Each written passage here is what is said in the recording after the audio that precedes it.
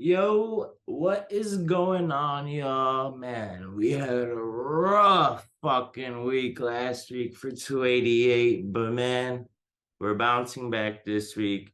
UFC on ABC 4, I believe is it's called. So it's on channel 7. Finally, we know it's not on ESPN.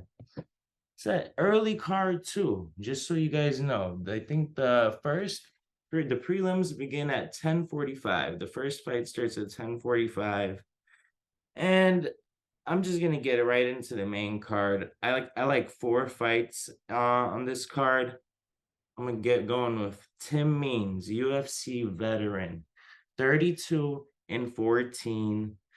He's got when he faces the tougher competition, Tim Means he tends to fold. He's facing Alex Morono. Alex Morono's 22 and 8. He's 32 years old. He's an up and comer in the division. He's got some great wins under his belt. He's 5-2 his last seven. He beat Cowboy Cerrone. Maybe Cowboy was on the verge of retirement, but that's still a great win for Morono. He lost to Santiago Ponzinibbio recently. He was winning the fight, and he himself, Morono, admitted that he wasn't cautious enough. He got caught in the third round after winning but first two rounds pretty clearly in that fight.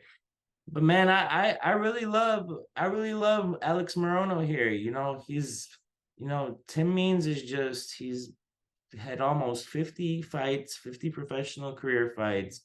He's hasn't he hasn't been, like impressive at all recently. So Morono is the safe bet. He's at minus 215 right now. So I would say jump on those odds right now. I think they're pretty nice for at minus 215 money line right there. Next fight, I've been going back and forth. So we got Daniel Rodriguez, 17 and 3. He's really only lost to the best, facing up and comer prospect Ian Gary. Now, let me tell y'all about Ian Gary. He's 11 and 0. He's got 6 TKOs, 1 submission, and 4 decisions. He's 4 and 0 in the UFC, so he hasn't lost in the UFC yet. But this is definitely, without a doubt, his biggest fucking test. Daniel Rodriguez is no joke. He uses his length. He uses for 170. He's pretty big. He's known for his striking, but he's also got some submissions too. His jiu-jitsu is not bad at all. So I've been jumping back and forth. Like I said, y'all, this one is tough. Daniel Rodriguez is 4-0, 4-1 his last 5 fights. His only loss in that time period was to Neil Magny. Some notable wins, man. Lee Jingling, I'm sorry. Kevin Lee, Mike Perry defeated Tim Means as well. Um, I think both of these guys had defeated Tim Means, if I'm not mistaken, but yeah. I know Sway's rocking with Ian Gary here. Sway's rocking with Ian Gary here for sure. But man, I think Daniel Rodriguez makes it close. I think Ian Gary doesn't take shots very well, and Daniel Rodriguez is a volume striker. He will throw, he will have a lot of significant strikes in this fight unless it ends early. The only way I see Ian Gary really winning this fight is if he's dominant with the takedowns, and honestly, I wouldn't be surprised if he outstruck him either. But I think it's gonna be a close fight. I think I'm a rock with Sway here with Ian Gary just because he's been so dominant in the UFC. He's got 2 TKOs, 2 unanimous decision wins.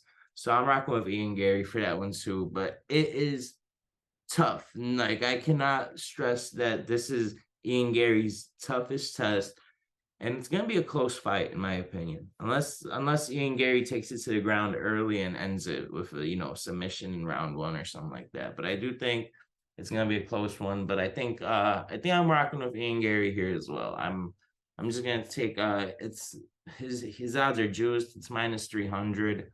Maybe double chance knockout, knockout or decision. And let me see, where is that? Double chance for Ian Gary knockout or decision is minus 280. So you may as well pick the money line at minus 300. So we got Ian Gary for that one. Man, next fight. This was originally the main event. It's Anthony Smith versus Johnny Walker. So this is also one of those fights I've been jumping back and forth on. Both guys, it's even money, minus 110 right now for both. Anthony Smith has 53 professional MMA fights. He's 36 years old with 53 professional MMA fights. That worries me a little bit going in. Johnny Walker, so Anthony Smith is 36 and 17. Johnny Walker is 20 and 7. And let me give you guys this note. Anthony Smith, 19 TKOs, 14 submissions, and 2 decision wins. Johnny Walker, 16 TKOs, 3 submissions, and 1 decision win. All I'm going to say is this fight is probably not going to go the distance. I do think Anthony Smith is more well-rounded, and if it does go the distance, I believe Anthony Smith will be the victor. He's gonna if it goes to decision, I'm pretty confident that Anthony Smith wins. But Johnny Walker catches him in the first round. He's got a lot of power behind those strikes. I wouldn't be surprised if Anthony Smith, Old Faithful, goes down maybe in the first round. But that's the 2 ways I see this fight going. It's so hard to pick. I'm either gonna take Anthony Smith with double chance KO or decision, or I'm gonna rock with Johnny Walker first or second round knockout here, because those are the only 2 ways I see this fight playing out. And really these guys both of these guys have beat Ryan Spann. Some notable wins for Smith, like he's really beat the best. He's beat Jimmy Crute, he's beat Shogun Roa, Ozdemir, Gustafsson was when he was on top. He had a very close fight with John Jones. He it wasn't that, I mean, it was a unanimous decision for Jones, but he hung in there for 5 rounds with John Jones, which is impressive, you know. And his losses are Glover Teixeira. The recent losses are Glover Teixeira, Rakic, Jones, Magomed Ankalaev, and he got injured in that fight. So it's still a loss, but Anthony Smith did get injured in that fight. It was like a freak injury. I think it was his ankle, if I'm not mistaken. And he also lost to Thiago Santos. So those are some of the best light heavyweights in the world. And some notable wins for Johnny Walker is Paul Craig, Ian Cutelaba, that's a great win, and Ryan Spann. I told you guys the 2 ways I think this fight's gonna go. I am leaning on the side of Anthony Smith here, just because I do think he's more well-rounded, but I am also worried that all these fights may have impacted his chin and that Johnny Walker could get that quick finish, maybe first round or early second round. So yeah, I am leaning Smith still though, because he is Old Faithful and he's just so technically good. He's technically sound in really every aspect. His striking is good, his jiu-jitsu is good, his wrestling is pretty good too. I think the advantage that Johnny Walker has is maybe in the striking, definitely in the striking department. But if Anthony Smith can stay out of dodge, he should be able to get a decision win. So I'm gonna go with Anthony Smith for that one. Now this last fight is just, the odds are so skewed. It's so weird. Jailton Almeida and Jairzinho Rozenstruik. Rozenstruik has been, he's fought the best. He's fought Gan and Gano. He's lost all the fights against the really elite heavyweights. but he has some of the best power punches in that division still. I'd still say he's top five power puncher in the heavyweight division. He his last before I get into Almeida, because that guy is a freak. Let me get in. Let me talk about Rozenstruik first. So Rozenstruik in 2022, he lost to Volkov, and he beat Chris Dawkins. He had a fight that was canceled with Marcin Tybura. He lost to Curtis Blades as well. He beat Augusto Sakai, and he lost to Cyril Gane. So in his last five fights, he is 2-3, or 3-2, excuse me, 3-3 his last six fights. He's got a good win over Junior Dos Santos, probably his best win. The Augusto Sakai win is also very impressive. It was a KO, round one. Just all whenever Rozenstruik wins, it's like a first round KO, first round knockout. All of his losses are really decisions. He got the loss to Blades, and that was a 3-round fight. He has the loss and by decision. He has the loss to Gane. That was 5 rounds by decision. So the only thing that I think is an advantage for Rozenstruik here is the fact that he has that 5-round fight. He had to train for a 5-round fight before with Cyril Gane, and he and he's also had to train for one with Volkov because that was the main event. Now, you know, he's plus like the odds are so skewed. It's minus 500 for Almeida, plus 400 on Rozenstruik. Before I get into Almeida, I think it's worth it to sprinkle a little bit on that plus 400 because he is a veteran. And Almeida, this is his first fight at heavyweight, I believe. Gelatin Almeida is coming into this fight at 205, excuse me. That's light heavyweight. I don't understand why he's fighting at light heavyweight. Maybe he'll put on a little bit more weight, but he's not going to be the same size as Rozenstruik. Almeida has he's 18-2. He's 7 TKOs and 11 subs. No decision wins at all. He's got one decision loss and one TKO loss in his career. And let me just go through this real quick. Since joining the UFC, well, he was on Dana White's Contender Series. If you count that, he's 5-0 with submission in the second round, KO in first round, submission first round, submission first round, KO second round. This man has not seen a third round since January of 2018. And that was his last loss, a unanimous decision. Since then, he has 13 wins in a row, which is why, he's minus 500 right now. He has been dominant. I honestly, I just don't know how this fight plays out. This guy is so dominant, but will he be able to dominate somebody like Rozenstruik, who's going to be at least 20, 30 pounds heavier than him on the day of the fight? Like it's going to be interesting to see how this plays out. I think if he doesn't get him on the ground, Rozenstruik has a real good chance to knock him out.